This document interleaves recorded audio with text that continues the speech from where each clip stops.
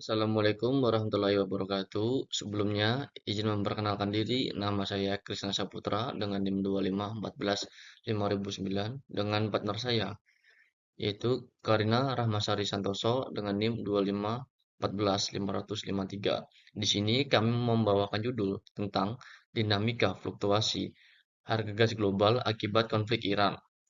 Analisis dampak geopolitik terhadap stabilitas energi.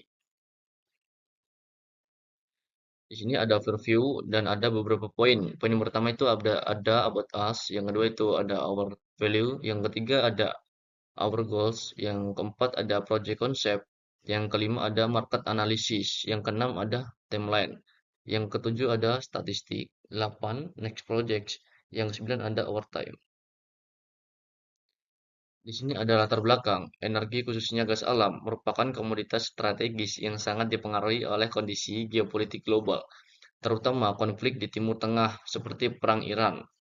Kawasan ini memiliki peran penting sebagai pusat produksi dan jalur distribusi energi dunia, termasuk Selat Hormuz yang menjadi jalur utama pasokan minyak dan gas global.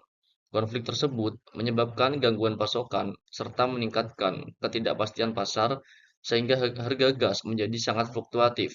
Kenaikan harga tidak hanya dipengaruhi oleh faktor fisik seperti distribusi dan produksi, tetapi juga oleh faktor non-fisik seperti spekulasi pasar, ekspektasi pelaku industri, dan kebijakan negara dalam mengamankan energi. Ini ada rumusan masalah. Yang poin pertama itu ada bagaimana perubahan harga gas sebelum, selama, dan sesudah terjadinya konflik Iran. Yang kedua ada seberapa besar pengaruh konflik Iran terhadap stabilitas pasar gas global. Selanjutnya itu ada tujuan penelitian. Untuk poin yang pertama itu ada menganalisis perbedaan harga gas sebelum dan selama konflik Iran. Yang kedua itu ada mengidentifikasi faktor-faktor yang memengaruhi perubahan harga gas di pasar global. Selanjutnya itu ada mengetahui dampak konflik Iran terhadap kestabilan pasokan dan harga gas. Yang keempat ada mengevaluasi dampak ekonomi yang ditimbulkan terhadap negara pengguna energi. Di bab 2 itu ada tinjauan pustaka. Di dalam bab ini tuh ada beberapa poin. Di antaranya yang pertama itu ada konsep statistik yang digunakan, terus ada sumber topik yang diambil, yang ketiga ada relevansi dengan logistik energi. Yang pertama itu ada ini konsep statistik yang digunakan. Repeat measure ANOVA merupakan metode statistik yang digunakan untuk menguji apakah terdapat perbedaan rata-rata pada lebih dari dua kondisi atau waktu pengukuran terhadap subjek yang sama. Metode ini memiliki beberapa asumsi, yaitu yang pertama ada data berdistribusi normal, yang kedua ada varians antar kondisi homogen, yang ketiga ada data berskala interval ataupun rasio. Yang kedua itu ada konsep statistik yang digunakan, yaitu korelasi Pearson. Korelasi Pearson digunakan untuk mengukur kekuatan dan arah hubungan linear antara dua variabel numerik, misalnya antara harga gas dan tingkat konflik. Nilai koefisien korelasi berada pada rentang. Yang pertama ada kurang satu hubungan negatif sempurna. Yang kedua nol tidak ada hubungan. Yang ketiga itu plus satu hubungan positif sempurna. Semakin mendekati kurang lebih satu, maka hubungan antar variabel semakin kuat. Di sini tuh yang ketiga ada konsep statistik yang digunakan itu regresi linear. Regresi linear digunakan untuk menganalisis hubungan sebab akibat antara variabel independen X dan variabel independen Y, serta untuk memprediksi nilai Z berdasarkan X. Di sini ada sumber topik.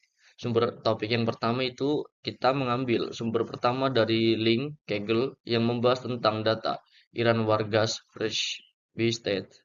Sumber yang kedua itu kita mengambil sumber yang kedua dari modul analisis data digunakan SPSS versi IBM SPSS Statistik 23. Di sini ada relevansi dengan logistik energi.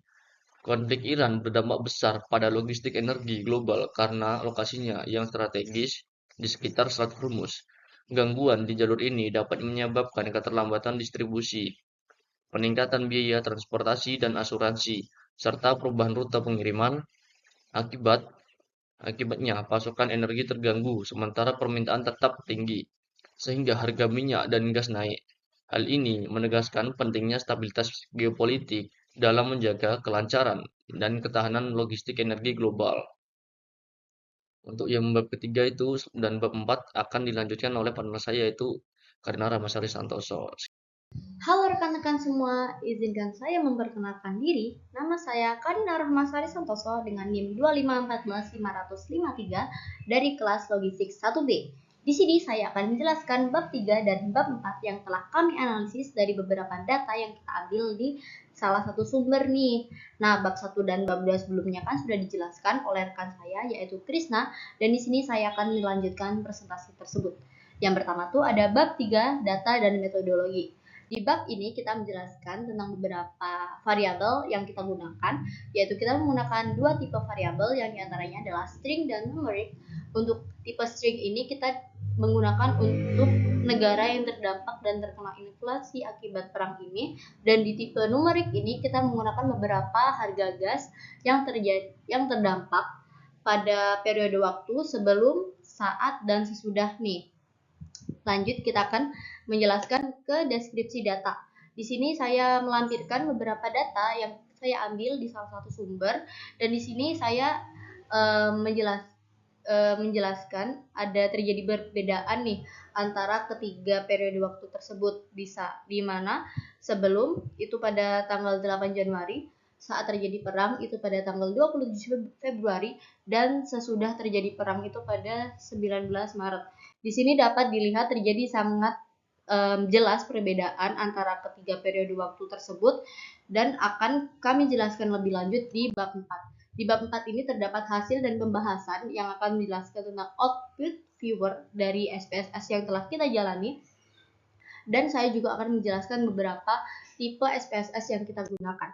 Untuk tipe yang pertama kita menggunakan statistik deskriptif, itu di mana kita menjelaskan tentang rata-rata harga gas dari ketiga periode waktu tersebut.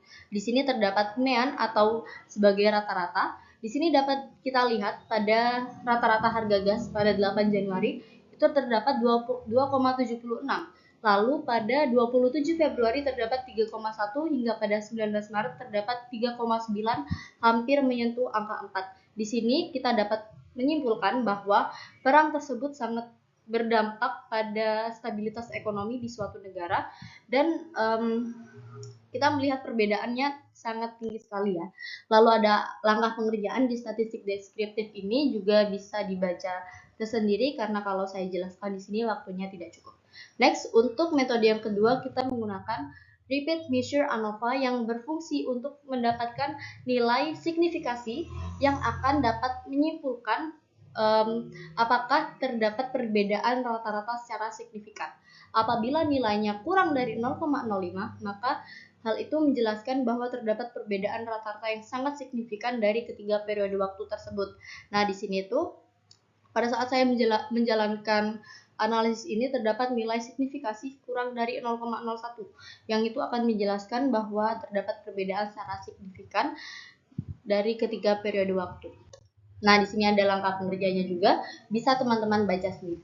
Next, kita akan menuju ke metode yang ketiga. Sebenarnya ini tuh masih metode yang sama dengan repeat measure ANOVA, cuman fungsi dari metode Mitchell Test of Sparsity ini untuk menganalisis lebih lanjut dan mengecek apakah terjadi kesalahan atau tidak dari metode repeat measure ANOVA. Di sini juga dijelaskan lebih detail atau lebih mendalam tentang perbedaan nilai secara signifikan. Nah, di sini juga ada nilai signifikasinya tetap sama dari yang tadi repeat measure ANOVA, yaitu kurang dari 0,01. Next, kita ke metode paired sample t-test. Di sini juga goals-nya tuh sama dengan metode repeat measure ANOVA. Di sini kita juga mencari nilai signifikasi apabila kurang dari 0,05 berarti terdapat perbedaan signifikan. Apabila lebih dari 0,05 maka tidak ada perbedaan signifikan nih. Nah, maka data yang saya dapat tadi kan kurang dari 0,01, berarti dia kan masuk ke periodenya kurang dari 0,05, berarti terdapat perbedaan secara signifikan nih dari konflik perang terhadap kenaikan harga gas. Lanjut, kita Ini ada langkah pengerjaannya, mungkin bisa dilihat atau dibaca sendiri. Untuk yang kelima, kita menggunakan metode regresi linear. Ini cukup panjang ya teman-teman, karena di regresi linear ini kita menjelaskan 4 poin. Yang pertama tuh ada poin R atau koefisien korelasi, itu menunjukkan kekuatan hubungan antar variabel independen dan dependen. Apabila semakin mendekati angka 1, berarti hubungan antar variabel tersebut itu semakin kuat. Di sini saya mendapatkan poin 0,92, itu berarti hampir mendekati angka 1, berarti menjelaskan hubungan antar variabel ini semakin kuat antara variabel independen dan variabel dependen. Lalu poin yang kedua, kita menjelaskan tentang R-square atau koefisien determinasi. Itu menunjukkan seberapa besar variasi variabel dependen dijelaskan. Nah, untuk poin yang ketiga itu berarti adjust R-square itu menjelaskan tentang jumlah variabel dan jumlah sampel, lalu juga membantu menghindari kesalahan interpretasi akibat penambahan variabel yang lain yang sebenarnya tidak relevan. Untuk poin yang terakhir itu adalah error of the estimate.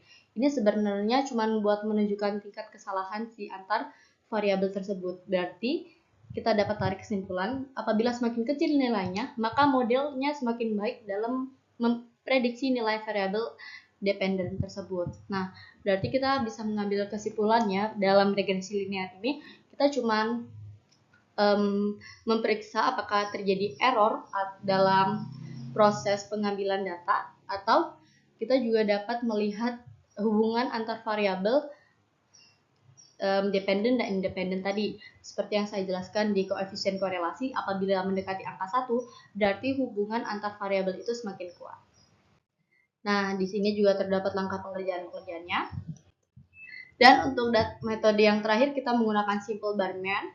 Di sini juga kalian bisa lihat untuk batang yang berwarna pink tua itu adalah harga pada 19 Maret, itu berarti sudah perang. Lalu untuk harga batang yang berwarna merah ini berarti saat terjadi perang, yaitu 27 Februari. Dan untuk pink muda itu sebelum perang, yaitu 8 Januari. Kalian bisa lihat lebih tinggi yang pink tua karena pada tanggal tersebut itu terjadi kenaikan yang cukup signifikan dan bisa dibilang itu sangat tinggi karena benar-benar melonjak ya untuk yang batang pink tua ini dibandingkan dua batang di bawahnya.